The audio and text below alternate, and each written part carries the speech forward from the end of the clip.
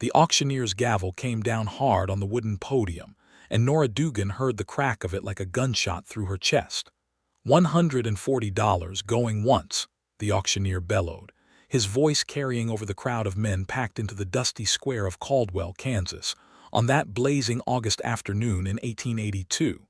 Going twice, $150. The words left Nora's mouth before she had fully decided to speak them. She felt every head in the crowd turn toward her. She felt the heat of 24 pairs of eyes settling on her face like the flat iron of a branding fire. A woman, bidding, on land. The murmur that rippled through the assembled ranchers and homesteaders was not subtle. It was the kind of sound that preceded trouble, and Nora Dugan had been hearing that sound her entire life. She did not flinch.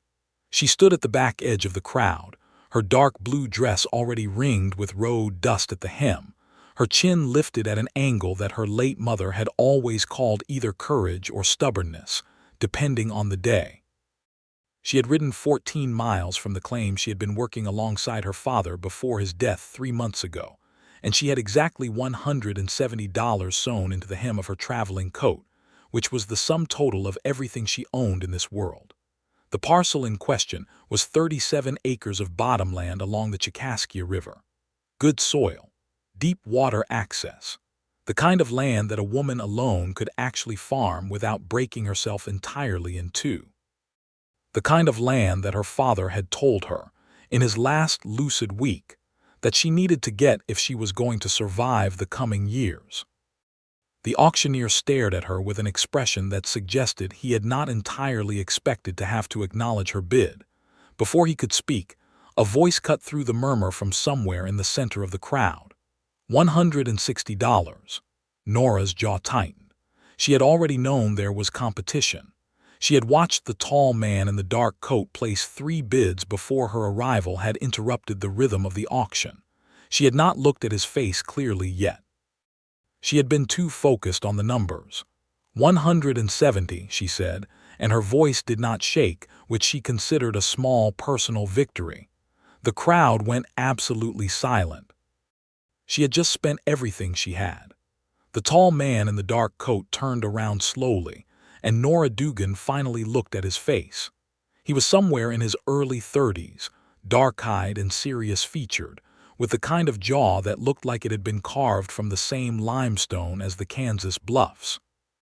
He had a short dark beard, dusty from travel, and he was looking at her not with the contempt she expected, not with the dismissal she had braced for, but with something that looked dangerously close to genuine curiosity. He studied her for a moment. The auctioneer was still staring at both of them, waiting. Then the man stepped deliberately out of the crowd, walked toward her with the calm, unhurried stride of someone who had never once in his life needed to rush, and he stopped at a distance of roughly 4 feet from her and extended his hand. "Ralph Dalton," he said, "I think you're about to win." Nora did not take his hand immediately. She looked at him with eyes that had learned to calculate risk before they calculated anything else, and she said, "You haven't conceded yet." "No," he agreed. "I haven't." The auctioneer cleared his throat loudly. Ralph Dalton looked at her for one more moment. Something moved behind his dark eyes that she could not name. Then he turned back toward the front and called out clearly, "I yield the bid." The gavel fell. The land was hers. And Nora Dugan, who had spent 3 years learning not to feel anything too quickly, felt something shift in her chest like the first crack in a frozen river at the end of a long winter, and she did not yet know whether that was the beginning of something wonderful or the opening of a trap. It would take her most of the following year to find out. And by the time she did, she would have lost things she hadn't known she valued and found things she hadn't known she'd been missing. And Ralph Dalton would be standing at her door in the rain asking a question she hadn't expected. And nothing about her life would look the way it had looked the morning she rode into Caldwell with $170 and a plan she had made entirely alone. But that was later. The morning that started everything was a Thursday in early May of 1882, and Nora Dugan was burying her father. Calvin Dugan had come to Kansas in 1876, part of the great swell of homesteaders who had poured across the prairie after the passage of the Timber Culture Act, convinced that a man could transform raw grassland into something that fed a family if he was willing to work hard enough and long enough. He had not been wrong, exactly. He had been a man of tremendous stubbornness and questionable planning, and Nora, who had been 22 when she followed him west from Ohio, had spent 6 years being both his partner and his corrective voice. He had been 58 when the lung sickness came for him, and he had lasted 7 weeks after the first real bad night. And at the end, Nora had been sitting beside his bed in the small 2-room house they had built together on 160 acres of Sumner County homestead, and he had taken her hand and said something that had stayed with her like a splinter she couldn't quite reach. "The North Quarter," he had said, meaning the northern section of his claim, the section nearest the river. "Get the bottomland. Don't let them take it from you." She had nodded and told him she would, and then he had closed his eyes, and that had been that. The problem was that the North Quarter was not their land. It was a 37-acre parcel that had reverted to government ownership when its previous claimant, a man named Hargrove, had abandoned his filing and left the territory. It was scheduled to be auctioned by the Caldwell Land Office as part of a general sale of unclaimed parcels, and the date was set for August 15th, and Nora had spent the months between her father's death and that auction date doing 3 things simultaneously. She had worked the existing claim, which meant rising before dawn and working until dark, and doing the labor of 2 people with the body of 1. She had accumulated money, which meant selling the 2 extra horses her father had kept, selling his better rifle, selling the small collection of tools he had accumulated over years that she duplicated herself from necessity, and taking in mending work from 2 of the neighboring homesteader families.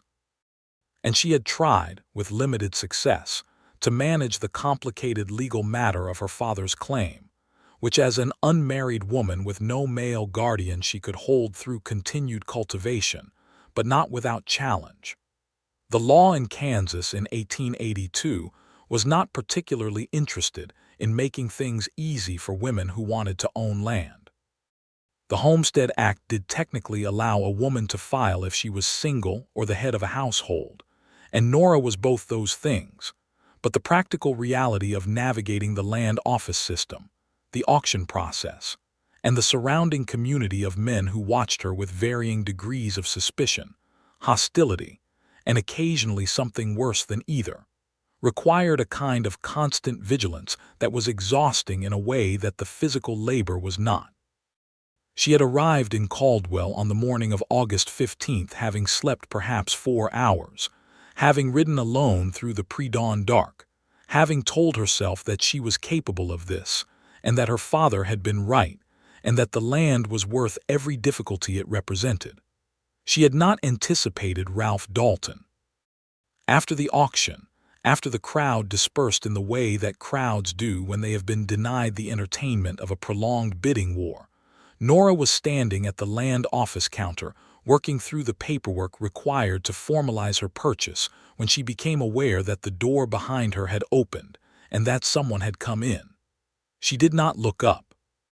She was in the middle of reading a clause in the deed transfer document that seemed designed specifically to confuse, and she was determined to understand every word of it before she signed anything.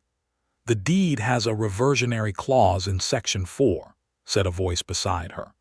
"It means if you fail to cultivate at least 12 acres in the first growing season, the land reverts to the county." She did look up then, because the voice was familiar, and because the information was accurate and important, and she had in fact just been puzzling over exactly that section. Ralph Dalton was standing 3 feet away, his hat in his hands, looking at the document she was reading with the expression of someone who had read a great many documents of this type. "I know what a reversionary clause is," she said. "I didn't say you didn't." She looked at him. He looked back at her without any particular discomfort. There was a quality to his stillness that she found difficult to categorize. It was not the stillness of a man who was restraining himself. It was the stillness of a man who simply did not generate unnecessary motion, which was either admirable or unsettling, depending on what it meant. "Why did you yield the bid?" she asked, because she had been wanting to ask that since the moment the gavel fell and had not been able to because there had been paperwork, and because asking it in front of the crowd had felt like something she couldn't afford to do. He was quiet for a moment. The land office clerk was pretending very hard to be interested in something in the far corner of the room. "I had a price I was willing to pay," Ralph Dalton said finally. "You went past it." "That's not entirely true," Nora said. "You had room to go higher. I saw your face when I made the last bid. You were deciding." He looked at her with an expression that shifted very slightly in a way that might have been surprise or might have been something else. "You have good eyes," he said. "I have necessary eyes." He almost smiled. It was not quite a smile, but it moved in that direction, and it changed his face in a way that made him look younger and less like limestone and more like a person. "Ralph Dalton," he said again, as though the introduction at the auction might not have counted properly. "I heard you the first time," she said. "Nora Dugan. I know," she tilted her head slightly. "You know my name." "I asked," he said simply. "When you made your first bid, I didn't recognize you." "There's no particular reason you should." "No," he agreed. "But I wanted to know who I was bidding against."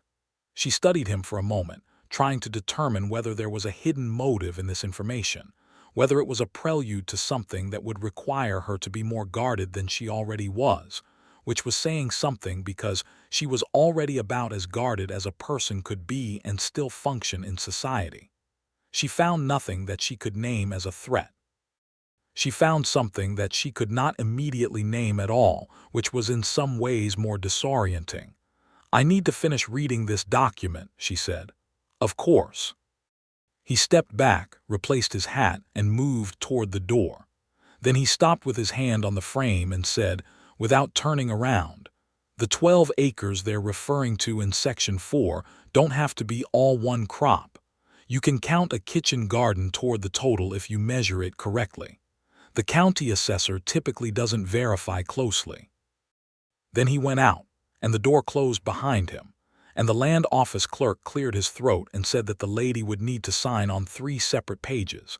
And Nora Dugan finished reading the document and signed where she was told and walked out into the August heat of Caldwell, Kansas, with the deed to 37 acres of bottomland in her hand and the persistent, inconvenient feeling that something had just begun. She did not see Ralph Dalton again for 3 weeks. In those 3 weeks, she worked. The summer was ending, and she had autumn planting to consider, the existing claim to manage, the new acreage to begin preparing, and 100 logistical problems that attended the fact of being a woman farming alone in a county where the nearest neighbor she trusted was 6 miles away. That neighbor was a woman named Clara Ashworth, married to a taciturn but decent man named George, and Clara had become the closest thing Nora had to a friend since coming to Kansas. It was Clara who brought news, usually, because Clara was connected to the web of frontier communication in ways that Nora, who went to town as rarely as possible, was not. Clara arrived on a Saturday in early September driving her buckboard with a basket of late-season tomatoes and a piece of information. "That man who bid against you at the auction," Clara said before she had fully set the brake on the buckboard. "Ralph Dalton, he's bought the Mercer place." Nora was splitting kindling. She kept splitting it. "The Mercer place.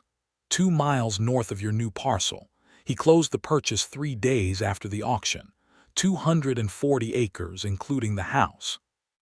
"Good for him," Nora said. Clara studied her with the particular expression of a woman who had been married for 11 years and had developed very accurate instincts about things people were pretending not to feel.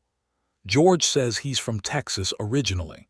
Came up with one of the cattle drives, apparently stayed.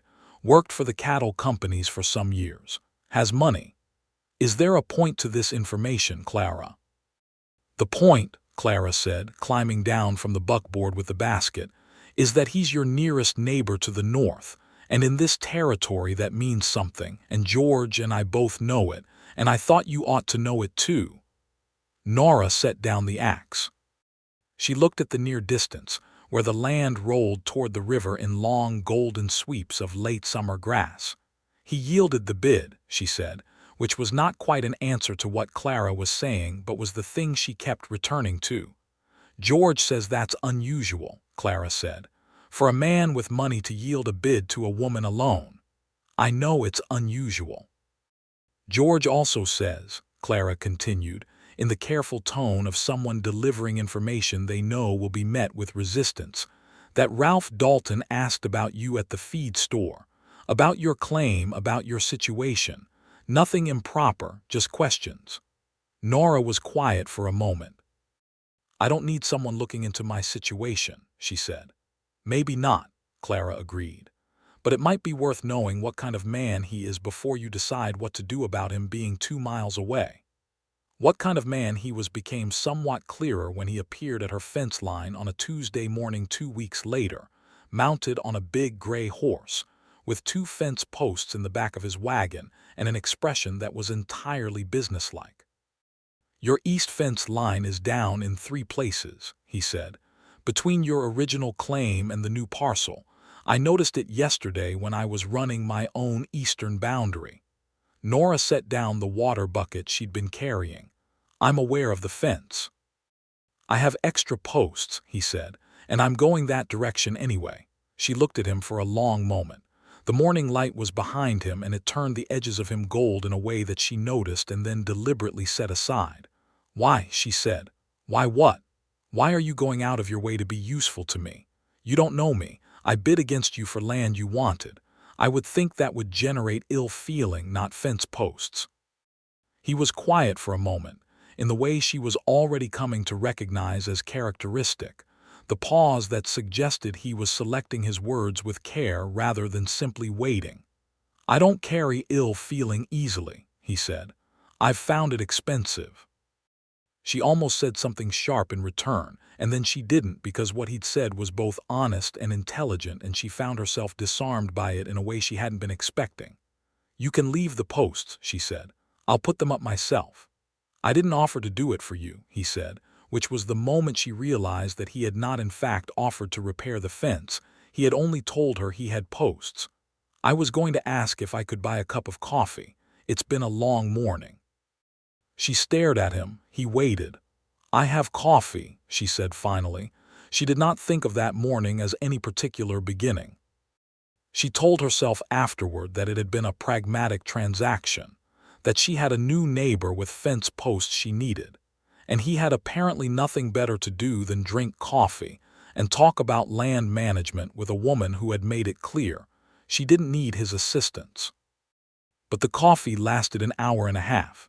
And in that hour and a half, she learned that Ralph Dalton had come to Kansas from a cattle ranch in the Texas Panhandle, where he had worked as a foreman for 7 years, that he had saved money carefully and with a specific purpose, that the purpose was to own his own land rather than to work someone else's forever, and that he had a precise and thorough knowledge of water rights, soil composition, and the particular challenges of dry farming in southern Kansas, that she found herself genuinely grateful for when he shared it. She learned that he was 31 years old, that he had no family remaining that he was in regular contact with, that he had a dog named something she didn't quite catch because he said it quietly and moved on, and that he drank his coffee black without any particular statement about it. She did not learn, in that first conversation, what had happened to his family or why he had no contact with them, or what the dark past was that she sensed in him the way you sense weather coming before the sky has changed. Those things came later. Everything important came later, with Ralph Dalton, which was both one of the most frustrating and one of the most interesting things about him. He left before noon. He left the 2 fence posts, which she did in fact put up herself that afternoon, and he did not offer to help with them on his way out, which she appreciated. The fall came, and with it the rhythm of the harvest season, and the rhythm of Kansas autumn, which was a thing of such particular beauty that it made Nora ache sometimes in a way she couldn't fully explain. The enormous sky going copper and rose at evening, the grass going brown and gold, the air turning crisp and smelling of turned earth and wood smoke. Ralph Dalton became a regular presence in the way that neighbors become a regular presence on the frontier, which is to say gradually, practically, and without any of the ceremony that such a development might have carried in the eastern cities she had grown up reading about. He appeared because there were things that required two people, and on the frontier, you used your nearest neighbor for those things or you did without. He came to help drive a stray calf back to her pen when it had broken through a section of fence. She went to his property once to return a tool she had borrowed, and he insisted on showing her the repairs he was making to the barn, which were extensive and impressively competent. They helped each other because that was what you did, and in the spaces of that practical nearness, they talked. Ralph Dalton was not a man who talked easily or at length. He spoke in the measured way of someone who had learned to trust words only when they were carefully selected, and he listened in a way that Nora found rare in anyone, the kind of listening that made you feel that what you were saying was being taken seriously rather than simply endured. She had spent much of her adult life having her opinions dismissed, her knowledge questioned, her plans treated as the charming delusions of a woman who didn't understand how things worked. Ralph Dalton never once did any of those things. He asked her about her farming plans with the same directness he might have brought to asking another man, and when she told him she was planning to winter-sow winter wheat on the new bottomland parcel, because the river access would give her an advantage in dry years, he said that he thought that was a sound plan, and then he told her about a particular variety that had done well in the panhandle drought years, and she wrote down the name and tracked down the seed, and he was right. He never once suggested that she ought to find a husband to help her manage the claims. He never once implied that her situation was precarious in a way that a woman's situation usually implied. She needed a man to stabilize it. He treated her as a person who had made decisions and was living by those decisions, which was more than she could say for almost anyone else in Sumner County. October came and went. November arrived with its first real cold snaps and the gray skies that would characterize the landscape until spring.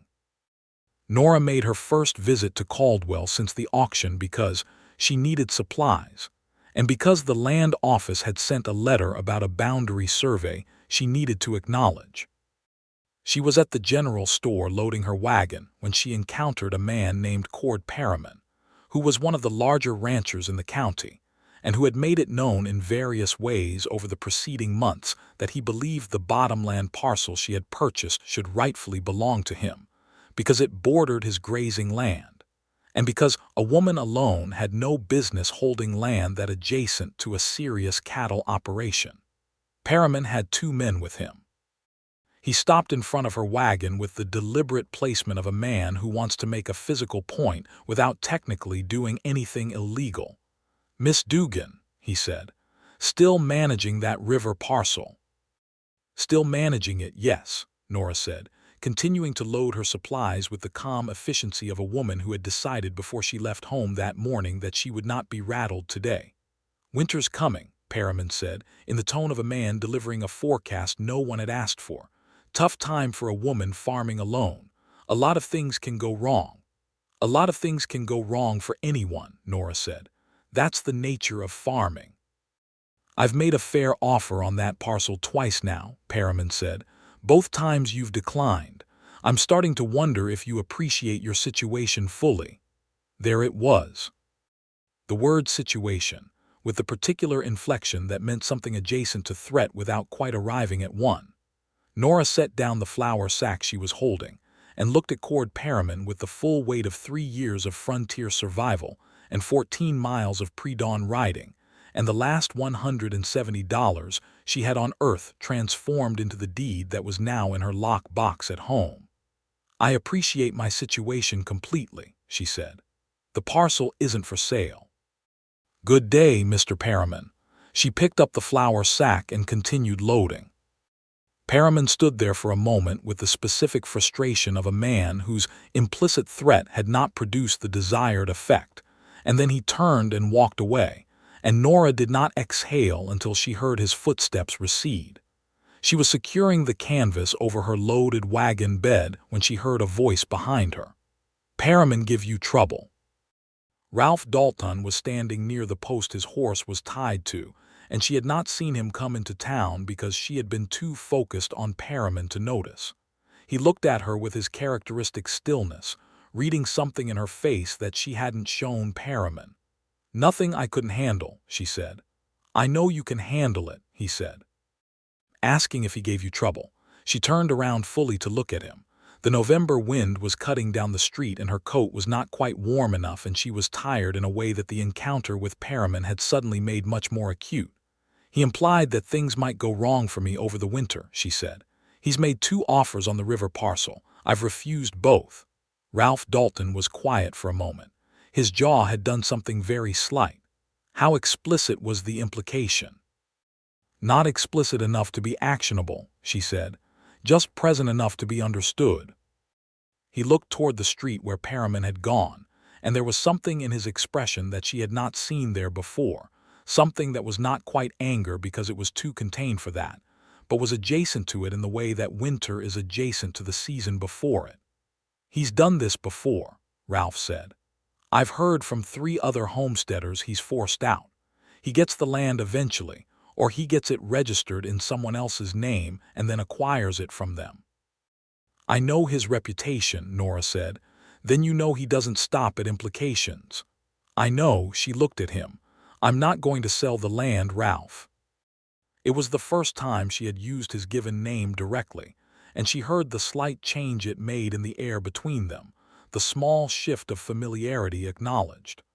"I know you're not," he said, and there was something in his voice when he said it that sounded like admiration and something else that she couldn't quite identify. "I wasn't suggesting you should." They rode back toward their respective properties at something close to the same time, separately but along the same road for the first 6 miles, and they did not talk much, but the silence between them had a different quality than it had carried before, a texture of mutual recognition that she found herself returning to that evening as she sat by the fire and tried to make herself feel less unsettled than she did. She was not unsettled by Cord Perriman. She had been expecting something from Cord Perriman, and she had defenses prepared. She was unsettled by the way Ralph Dalton had said she wouldn't sell the land, with the certainty of a man who had been paying attention, and by the way that certainty had felt less like presumption and more like the particular warmth of being accurately known. December came, and with it the first serious snowfall, and the first real stretch of weather so cold that the world contracted to the immediate, to the firewood, to the livestock, to the water that had to be broken free of ice morning and evening. Nora had prepared for it as well as she could, which was to say thoroughly and without any margin for error, because there was no margin available. Ralph Dalton came on the 3rd day of the first major storm with a load of firewood he said he had surplus to his own needs, which she was fairly sure was not exactly true, but which she accepted because the alternative was freezing, and because she had stopped pretending several weeks ago that accepting help from him was something she needed to apologize for. He stayed longer than necessary. They ate dinner at her table, which was a small and somewhat battered table that she had made herself from lumber she'd cut, and she was unreasonably proud of it. He ate the meal she made, which was venison stew and cornbread, with the focused appreciation of a man who had been eating his own cooking for a long time, and she found herself laughing once, genuinely, at something he said about the cattle drives, a story about a steer that had apparently developed a personal antagonism toward one of the trail cooks that became a months-long conflict with escalating stakes. She hadn't laughed like that in a long time. The sound of it surprised her, and she saw him look at her with an expression that he did not immediately arrange into something neutral, and for a moment there was something unguarded in his face that she saw before he could put his careful composure back over it. "You should laugh more often," he said, and then seemed mildly surprised he had said it and looked back at his stew. She looked at the table and said nothing, because she agreed with him but had no safe way to say so. The winter deepened. January and February were what they always were in Kansas, brutal and beautiful and relentless, and Nora survived them the way she survived everything, by working and by refusing to stop. Ralph Dalton was present in the way that a good neighbor is present in difficult weather, practically, and without making a theater of his helpfulness. But the truth was becoming clearer to her, in the way that something you have been looking at in your peripheral vision eventually moves directly into your field of sight, unavoidable and precise. She was falling in love with him. She did not welcome this information. She examined it with the same methodical rigor she brought to everything else, and she tried to find the logical flaw in it, and she could not. She catalogued his qualities with the honesty she owed herself. He was steady. He was intelligent. He was kind without performing kindness, which was the kind of kindness that meant something. He treated her as an equal in every practical sense, while also being the kind of man who noticed when she was cold and stood between her and the wind without making a point of it. He was also a man with a closed-off past and a quietness that could become, she suspected, a barrier when the questions got too close to whatever he was keeping private. He had never spoken about his family, about Texas, about the years before he came to Kansas. She had not pressed. She had understood, from the quality of his silence on those subjects, that they were surrounded by the kind of pain that doesn't respond well to being pursued. She told herself that loving someone she didn't fully know was a risk she couldn't afford. She went on loving him anyway, with the quiet persistence of spring water finding the path of least resistance through stone. The complication she had not anticipated arrived in the form of a letter from a lawyer in Wichita, delivered by the county mail rider in the first week of March. The letter informed her that a claim had been filed challenging her ownership of the river parcel, on the grounds that the original auction had been improperly administered, that the bidding had not followed the required procedures, and that the land should be re-auctioned.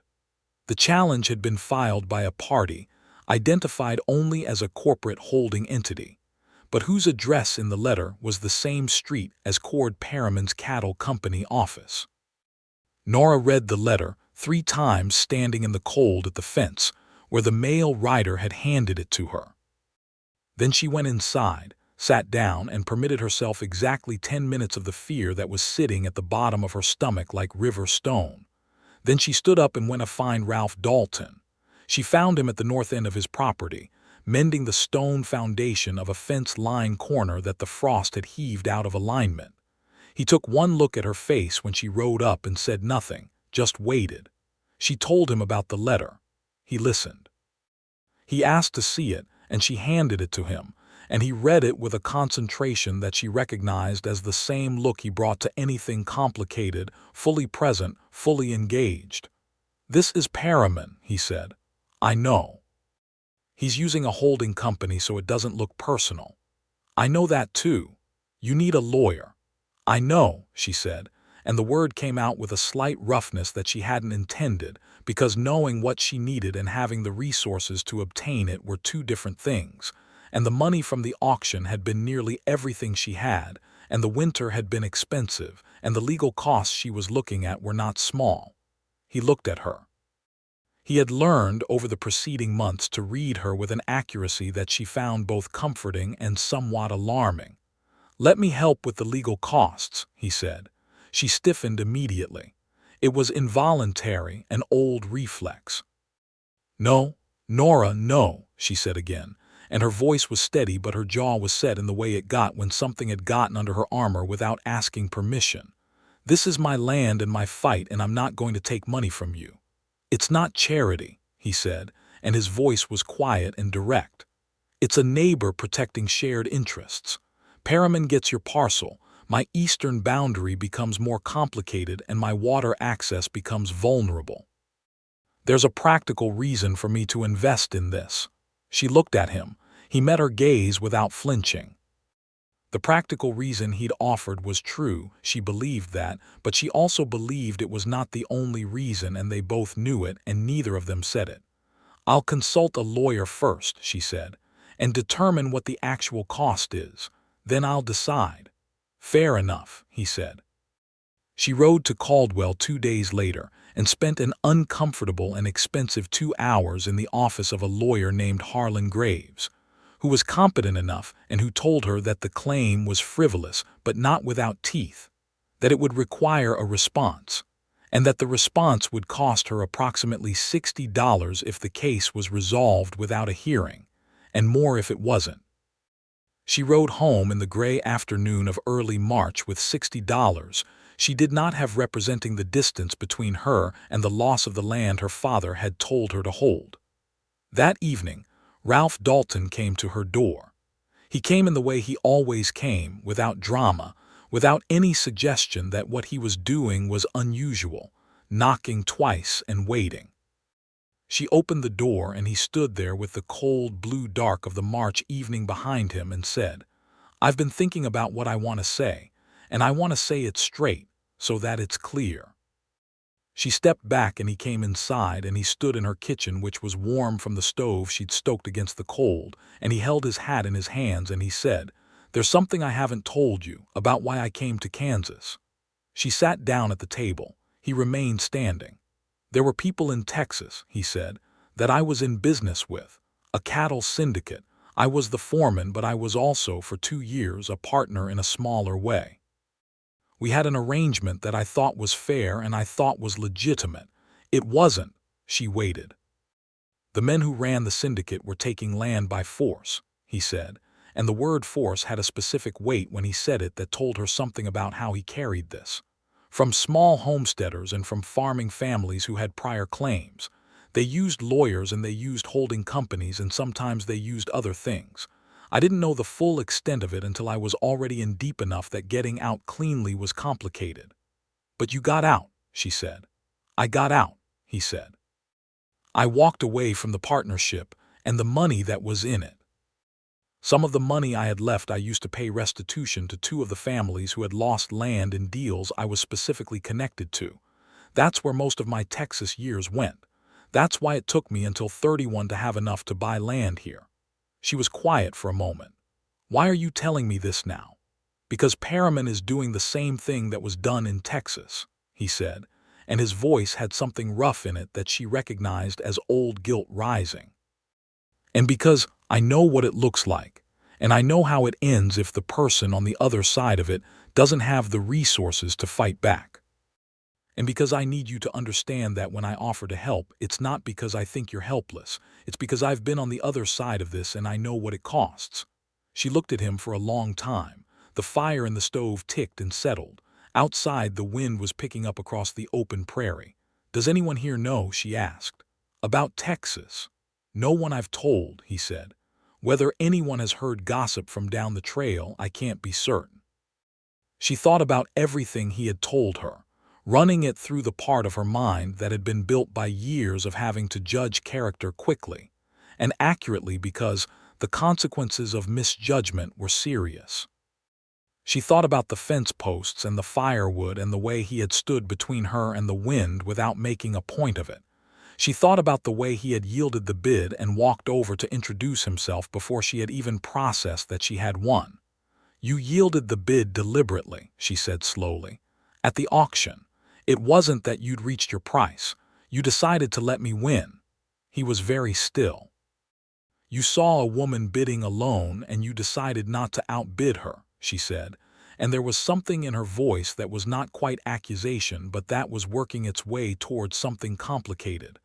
"Because of what happened in Texas." "Partly," he said. "But also," he stopped. "Also what?" "Also because when I turned around and looked at you," he said, "I wanted to know who you were, and I thought that if I outbid you, you'd ride away and I'd never find out." The room was very quiet. Nora Dugan had spent 3 years not allowing herself to want things she couldn't safely have. She had built the discipline of that restraint carefully and lived inside it faithfully and told herself it was wisdom. Looking at Ralph Dalton standing in her kitchen in the March cold holding his hat in his hands and having just told her the most vulnerable thing she suspected he had told anyone in a very long time, she felt the architecture of that restraint develop a crack that went all the way through. "The $60, she said. "I'll accept a loan, at fair interest, with terms written down." Something in him eased barely perceptibly. "Terms written down," he agreed. "And Ralph," she said, and she used his name again, deliberately this time, looking at him steadily. "Thank you for telling me." He looked at her with that unguarded quality she had caught glimpses of before. "You're the first person I've told," he said. She nodded, and the weight of that trust settled into her like something warm and permanent and very serious, and she understood that they had just crossed into a different kind of territory. The legal challenge proceeded through March and into April. Harlan Graves filed the appropriate response and submitted the documentation proving the auction had been properly conducted, and the challenge moved through the county system with the glacial pace of legal processes everywhere. Nora worked her land and worried about it in the night time when there was nothing to do but lie still and let her mind work. And Ralph came by regularly on the pretense of practical things and stayed longer than the practical things required. They were careful with each other in a way that had something tender in it, both of them aware of the thing that had shifted between them, and both of them moving around it without quite reaching for it, like people circling a fire that's warm enough that you want to move closer but bright enough to make you cautious. It was Clara Ashworth who said the obvious thing, because Clara was the kind of woman who had no patience for the unnecessary prolongation of things that were apparent to anyone paying attention. She arrived one April morning and sat at Nora's table and said, "That man is in love with you and you know it." Nora was making bread. She kept making bread. "Clara, I've seen the way he looks at you, Nora. I've seen it twice in town and once when he came to our place to ask about your land dispute and thought he was asking casually. George noticed too. He asked about the dispute."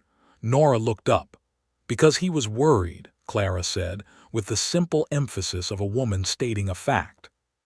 "Not because he has a hidden motive, because he is a man who has decided you matter to him and he hasn't entirely figured out what to do about it, and from what I can see, neither have you."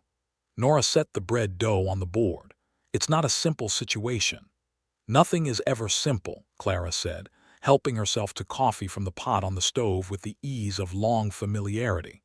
"But simple and good aren't the same word, and you've been treating them like they are since before I knew you."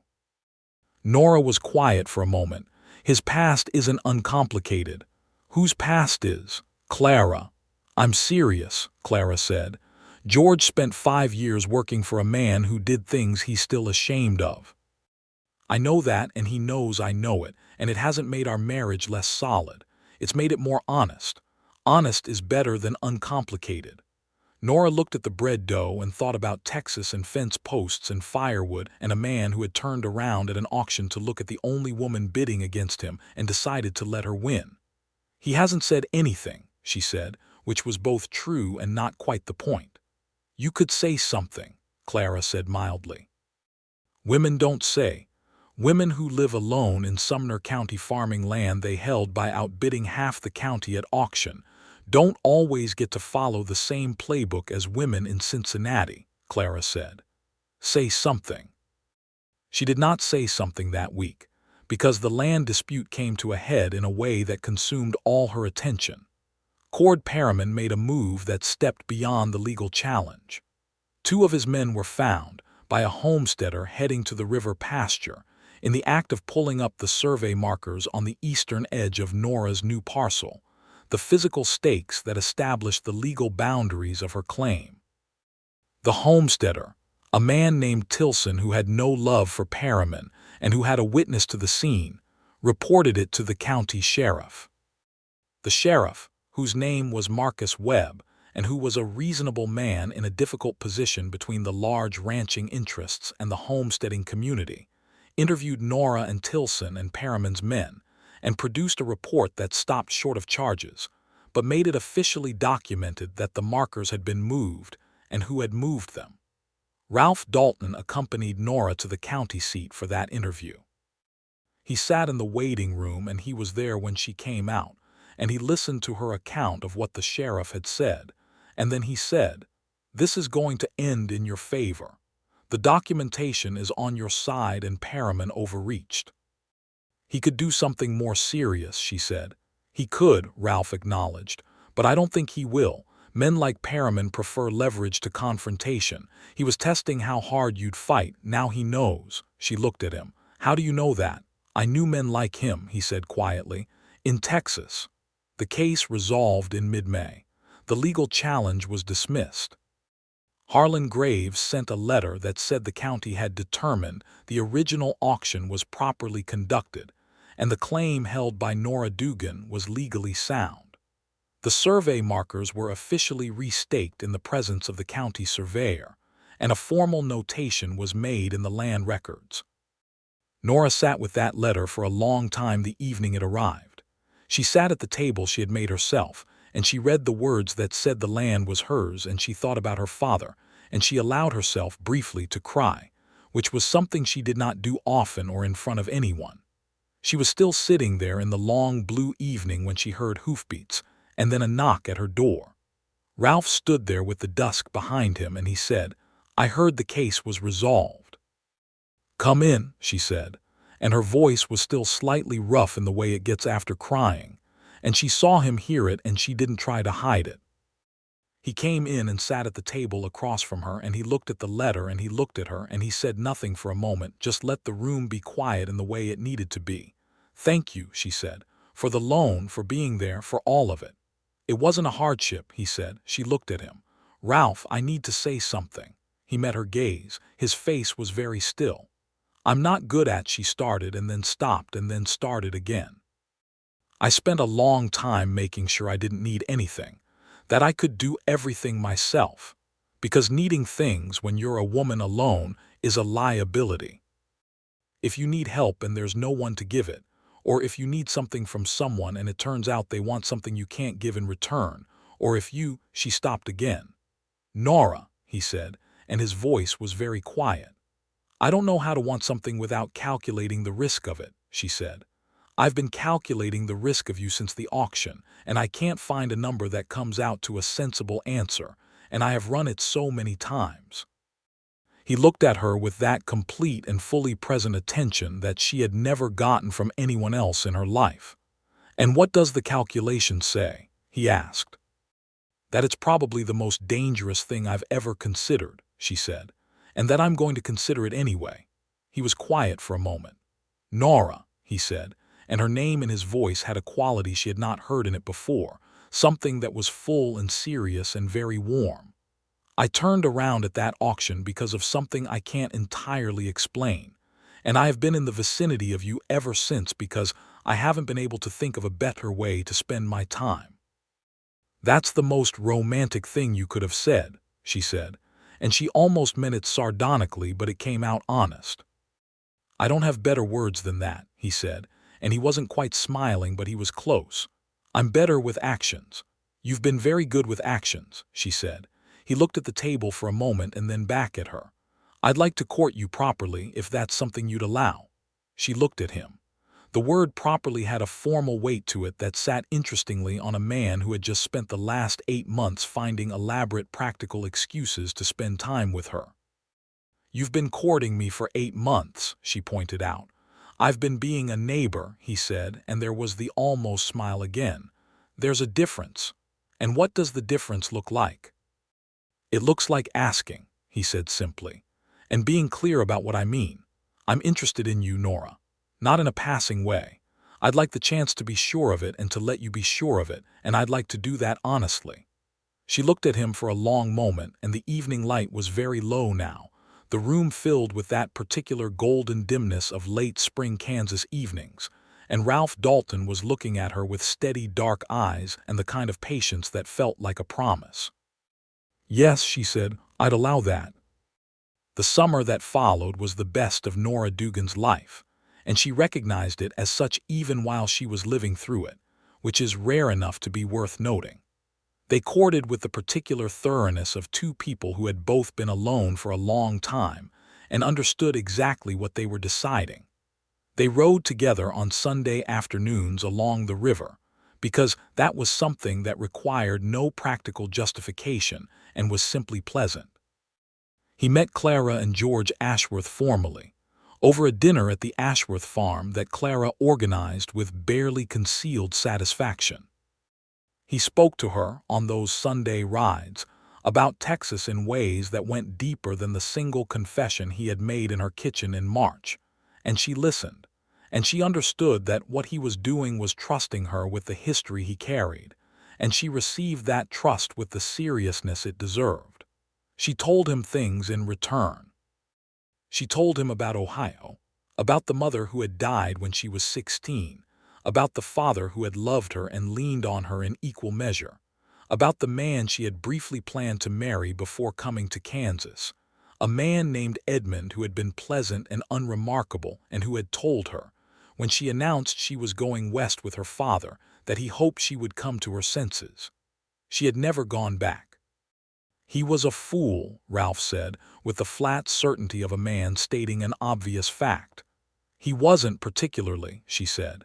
He just couldn't imagine that what I wanted was real. He thought I was being dramatic. He was a fool, Ralph said again, and she laughed, and the laugh carried across the river water and dissolved into the summer air. He kissed her for the first time on a late July evening at the fence line between their two properties. After they had spent an hour discussing the water rights documentation she was adding to her land records, and somehow ended up standing very close together in the tall grass, with the evening star just appearing in the blue-dark sky overhead. He did it the way he did most things, deliberately and without excessive commentary, and she kissed him back with the particular intensity of a woman who had been careful for a very long time. The stars were fully out by the time they separated, and she looked at him and he looked at her, and neither of them said anything for a moment because there wasn't anything to say that improved upon the situation. "Come to dinner Sunday," she said finally. "I'll come to dinner Sunday," he said. He came to dinner Sunday and every Sunday after that through August and September, and the courtship deepened into something that neither of them had ever had before. An equal partnership of two people who respected each other's intelligence and history and autonomy, and who were also, helplessly and completely, in love. He asked her to marry him in October. He did it at her table after dinner with a directness that was entirely characteristic. He said, "I'd like to ask you something, and I want you to take the time you need to think about it because it's not a small question and I want you to be sure." She looked at him. "Ask it." "Will you marry me?" he said. "I want to build something here, with you, on land we both hold and both understand. I want to be your partner in every way that means something, and I want to be honest with you for the rest of my life, and I want to be the kind of man who deserves to be next to you." He paused. "I also want to mention that I love you, in case that wasn't clear." She had been sitting very still. Now she felt something move through her that was warm and certain and very clear. "It was somewhat clear," she said, "but I appreciate you saying it. Will you marry me, Nora?" "Yes," she said, "I'll marry you." He reached across the table and took her hand, and they sat like that in the firelight for a while. And outside the October prairie was going gold and silent and very large. And Nora Dugan thought about the morning she had ridden into Caldwell with everything she owned and bid against a man she didn't know for land that was the last direction her father had given her. And she thought that perhaps the most important things you do in your life are the ones you do when you're terrified, and you do them anyway. They were married in November of 1882 by the circuit minister who came through Caldwell twice a year, in a ceremony at the Ashworth farm because Clara had insisted, and because her house was larger. George Ashworth stood as witness for Ralph. Clara stood as witness for Nora. There were perhaps 20 other people present, the homesteaders and a few of the townspeople who had come to know Nora through the land dispute and who had taken her side in it. Cord Perriman was not invited and did not appear. Ralph had a ring he had got made by the jeweler in Caldwell, a simple silver band with a small setting, and he put it on her hand with the same deliberate care he brought to everything. And she looked up at him, and he was looking at her with an expression she had never seen on his face before, open and warm and entirely unhidden. After the minister said they were married and before they turned to face their small assembled company, Ralph Dalton looked at his wife and said, very quietly, just for her, "I'm glad I turned around." She knew exactly what he meant. She pressed his hand and said, "So am I." They consolidated the two properties over the winter, working out the legal paperwork with Harlan Graves to combine the claims under joint ownership, which required more legal maneuvering than it should have because the Kansas property laws of the era were not designed with joint ownership by a married couple in mind, particularly when both parties had pre-existing independent claims. But Harlan was thorough and they were patient, and by January of 1883, the combined 377 acres of the Dalton farm was legally established. The farmhouse they lived in was Ralph's because it was larger, and over the winter months they worked on it together, adding the rooms that they would need, improving the kitchen, replacing the worst of the windows. Nora brought her table, the one she had made herself, and it stood in the kitchen of the Dalton farmhouse, and she was proud of it there the same way she had been proud of it before, which was completely and without apology. The winter of 1882 to 1883 was hard, as Kansas winters always were, but it was different being hard together than being hard alone, and both of them felt that difference in a way they never precisely articulated because some things don't require articulation. They argued sometimes, as people who are both strong-willed and accustomed to their own judgment will argue, and the arguments were the vigorous and honest type that come from two people who respect each other too much to pretend to agree when they don't. The argument about the spring planting strategy lasted 4 days and was ultimately resolved by a compromise that Ralph said afterward was probably better than either of their original positions, which Nora agreed with while noting that his original position had been the further one from the right answer. He looked at her with the almost smile and said, "That's a very generous way to admit I was right about the eastern field." "I admitted nothing," she said. "You admitted everything," he said, and kissed her, and she laughed and let the argument stand as resolved. Spring of 1883 was extraordinary.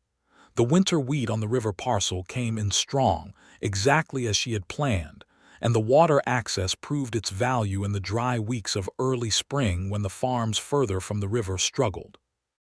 They planted the eastern fields in corn and the western portion in sorghum, and the combined operation of the two original claims was visibly more efficient and more viable than either had been alone. Clara came in May with the news that Cord Perriman's cattle company had overextended during the winter and had been forced to sell 2 of its northern parcels, and that a family named Breslin had purchased the land bordering Nora and Ralph's northern fence. The Breslins had 4 children and 2 horses, and a determination that reminded Nora of herself at 22, and she and Ralph rode over with a food basket and offered the information about river access and soil management that it had taken Nora 3 years to learn, freely, and without any suggestion that they expected anything in return. Patrick Breslin was a broad-shouldered man from Missouri who shook Ralph's hand with both hands and told Nora she was the first person in the county who had treated them like they belonged here. And his wife Margaret cried a little, and Nora understood, watching them, that she had once been exactly where they were, and that the version of herself who had needed that kindness had not received it, and that the version of herself who could now give it was something she valued about who she had become. The summer was long and good. The harvest in the fall of 1883 was the best that either of the combined parcels had ever seen, and Ralph stood at the edge of the eastern field in the late September light and looked at it with an expression that was simply quiet satisfaction, and Nora stood beside him and looked at it too, and felt something she could only describe as rightness. In November, she told him she was pregnant. She told him in the morning at the kitchen table over coffee, the same table she had made herself that now sat in the center of the house they had made together, and she watched his face move through something that started as stillness and became, very clearly, and without any attempt to suppress it, joy. He stood up from the table and came around to her side and took her hands, and his face was entirely unguarded in the way she loved most, the way he only was with her now, fully present and fully open. "Nora," he said, and the word carried everything. "Don't say anything too elaborate," she said, which was not fair given that he never said anything too elaborate, but she said it because she was nervous and happiness made her deflect, which was something she was still working on. "I was going to say I'm very happy," he said. "Is that too elaborate?" She laughed. "No," she said, "that's exactly right." Their son was born in July of 1884, on a hot Tuesday morning when the summer was fully arrived, and the wheat was tall, and the air smelled of grass and heat. He came into the world with the healthy indignation of someone who had not been consulted about the plan, and he had dark eyes from the start and Ralph's quietness about him even as a newborn. They named him Calvin for her father.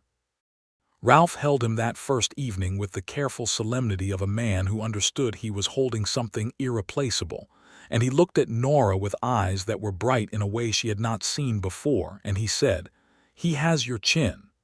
"He has your eyes," she said. "He's going to be trouble," Ralph said. "All the best people are," she said. Calvin Dalton was a serious, observant baby who became a serious, observant child with a deep interest in everything that happened around him, and the tendency to watch for a long time before he acted, which Ralph said was the most sensible approach to life, and Nora said she hadn't decided yet. He also had, once he discovered it at about 8 months old, a laugh that was approximately the best sound Nora had ever heard in her life, and she told Ralph that, and Ralph said he had a very short list of sounds he valued more, and she was at the top of it, which was the most elaborate thing he had ever said, and she kept it. The years that followed were the years of building, which are often the best years, when you are building something real and with someone who understands what real means. They expanded the house in 1885, adding 2 more rooms because they needed them, and because they could afford to, the farm by that point producing well enough that there was margin for investment. Ralph designed the additions and Nora specified them, and they argued productively about the window placement and agreed about everything that mattered.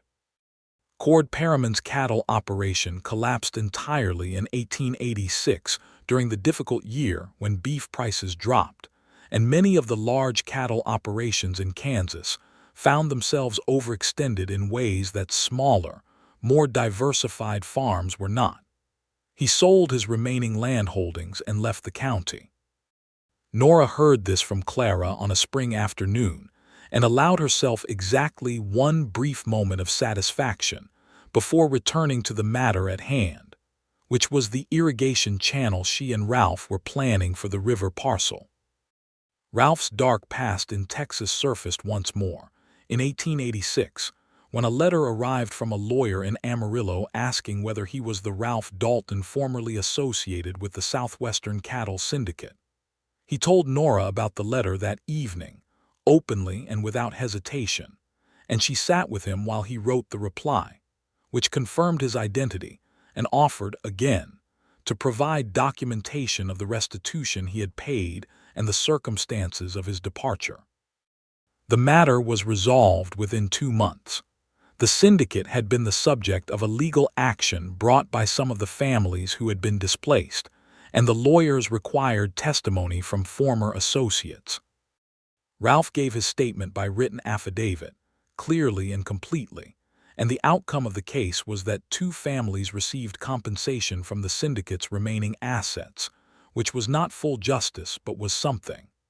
After the letter from the Amarillo lawyer came the confirmation that the case was closed.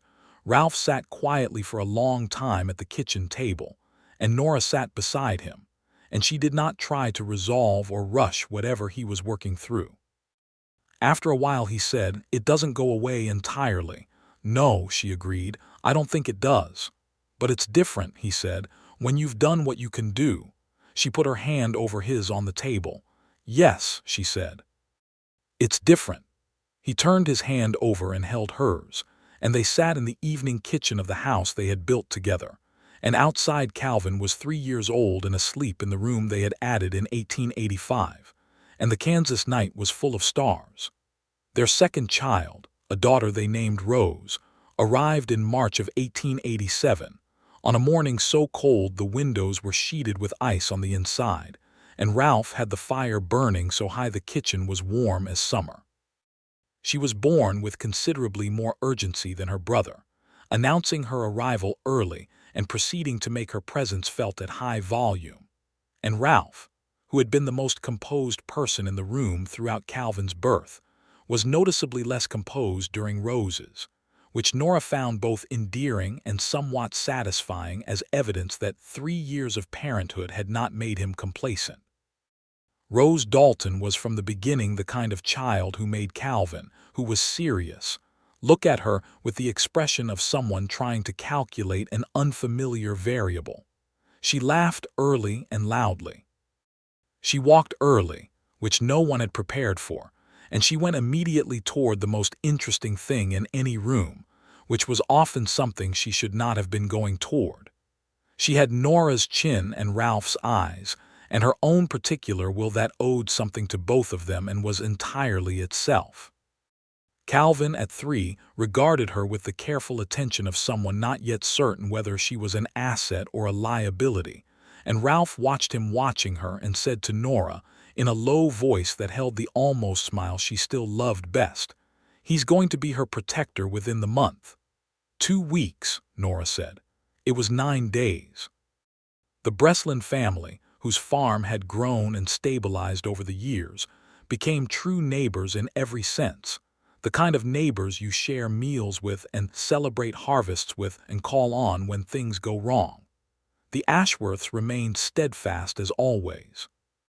The community of homesteaders in southern Sumner County had, over the years that followed the difficult early period, become something that felt like a genuine community, the kind built from shared hardship and practical mutual support rather than any common origin or social similarity.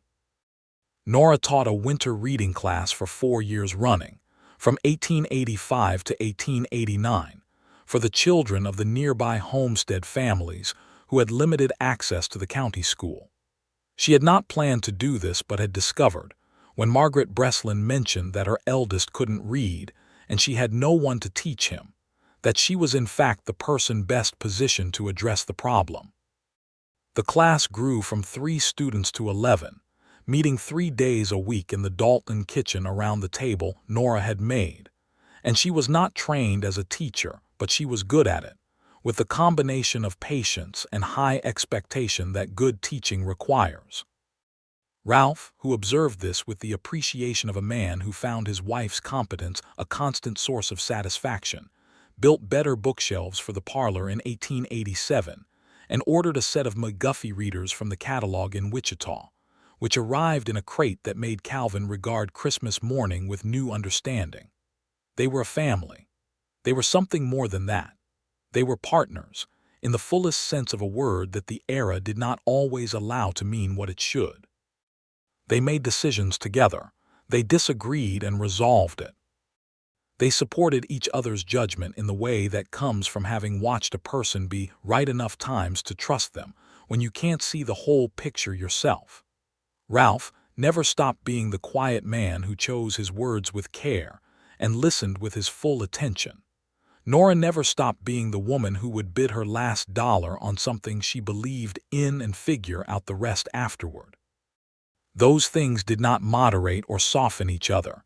They made each other more visible, which is something better than moderation. In the spring of 1889, on a morning in April when the prairie was coming back from winter in the way that always felt like a small personal miracle, Calvin Dalton, who was 4 years old and deeply interested in everything, sat on the front step of the house with his father and asked where they had come from.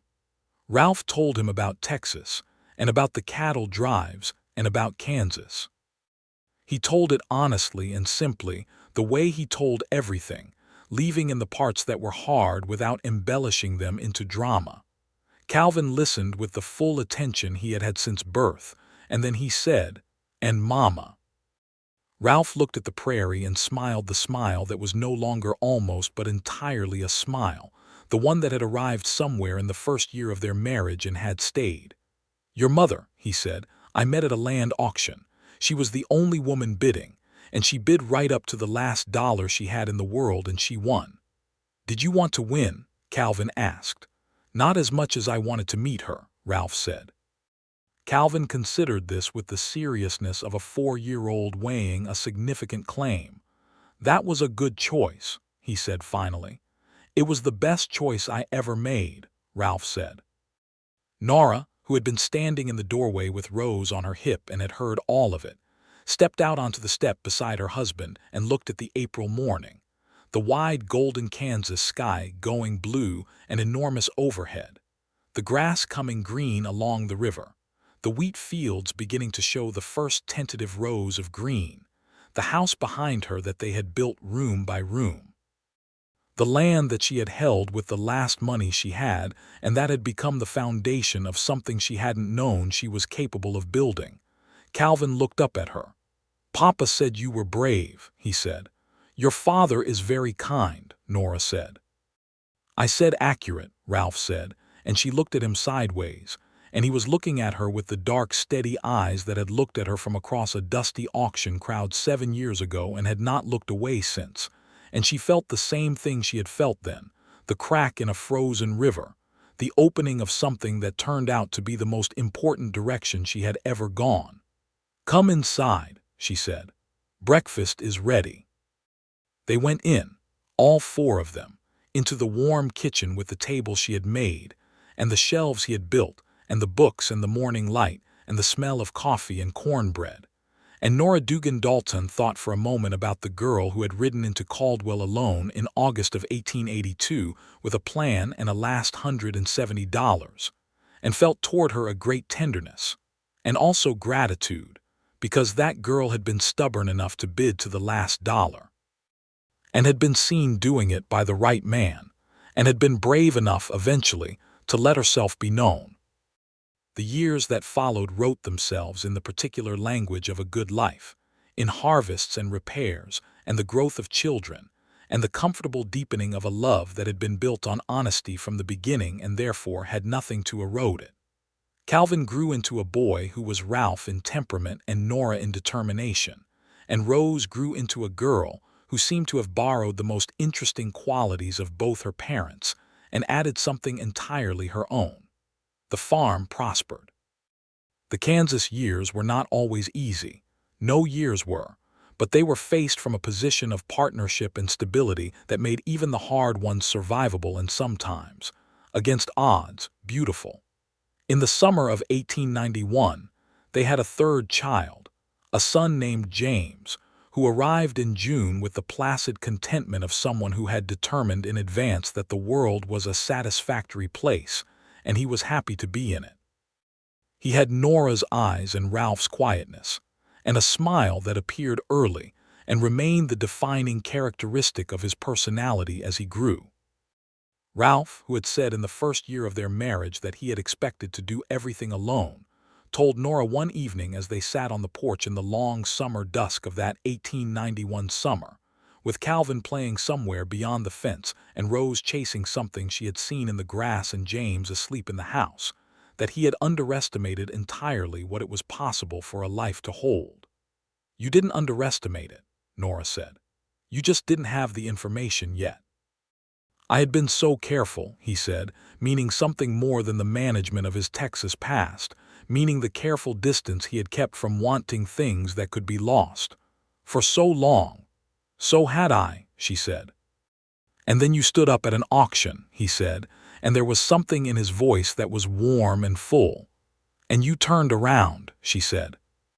He took her hand the way he had taken it at the table the night the legal case was resolved, the night before everything truly started, and the evening settled around them, all 377 acres of it, and the children nearby, and the house behind them, and the river carrying water through the bottomland parcel that her father had told her to hold and that she had held. The sky went copper and rose, and then the deep violet of a Kansas summer dusk, and the first stars appeared, and the prairie spread out in every direction, enormous and silent, and full of everything that land becomes when it is truly, finally home. And Nora Dugan Dalton held her husband's hand and watched the stars come out over the land she had won, and felt the particular and irreplaceable peace of a woman who bid everything she had on something she believed in and was right.